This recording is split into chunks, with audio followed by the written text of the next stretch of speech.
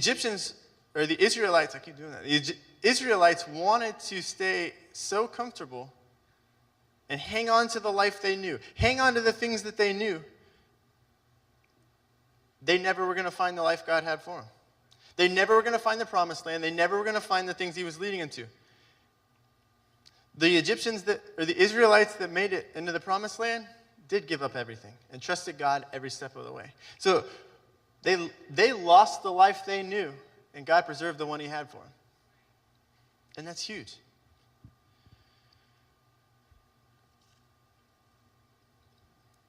When we are committed to comfort, we commit to never leave home.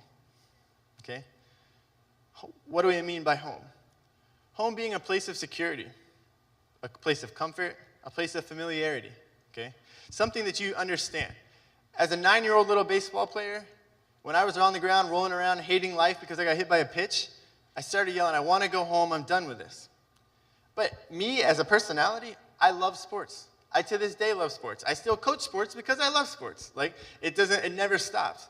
But I wanted to go home because it was a place that was comfortable. But in reality, home had nowhere to play sports because it was a neighborhood with no open fields, nothing. There was a bunch of hood rats. I couldn't hang out with anybody. It wasn't like I'd go play with. So rather than hanging out with my teammates, hanging out with friends, I had to go sit at home and do nothing. I couldn't play anything. And after dark, it wasn't the safest place. So I couldn't even go outside. But that's because I was so upset and so frustrated with one bad moment, I turned to go back and say, I'm going to come back over here. And as believers, and as us connecting to the Israelites and connecting where they've been and where they've walked through, what are you grabbing onto today when things go wrong? Is it a person? Is it somebody in your life that maybe you need to let go of? That's pulling you back to what home was, to what comfortable was? Is it family? Is it drinks? Is it some other substance? Is it thoughts? Is it what your actions say? What you do? So many things can control us because it's what's normal. You know? If it's anger, not letting go of anger issues and not even trying to fight the fact that God doesn't need you to be angry. He needs you to be full of his peace and his hope. But that's difficult. So sometimes we back away from that. So you know what? I just have an anger issue. It's who I am. It's my bloodline, man, my family, my dad. Holding on to those things and believing lies because we don't want to take the time and take the effort to step out into the desert and say, I'm here, God. Take it.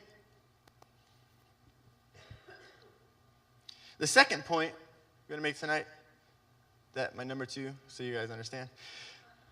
Faith over fear leads to freedom. We're going to read 1 Corinthians 10, verse 1. It says, I don't want you to forget, dear brothers and sisters, about our ancestors in the wilderness long ago. All of them were guided by a cloud that moved ahead of them, and all of them walked through the sea on dry ground. Our next verse.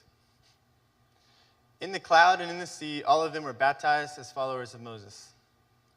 So, okay, just 2 little verses. The first thing he says, I don't want you to be unaware of what happened already.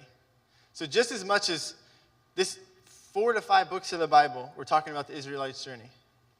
A psalmist revisits it in Psalm 78, and Paul comes back to it in 1 Corinthians. Right after he says, fight the race, run the race in the way to win it, okay? Don't fight beating in the air, jump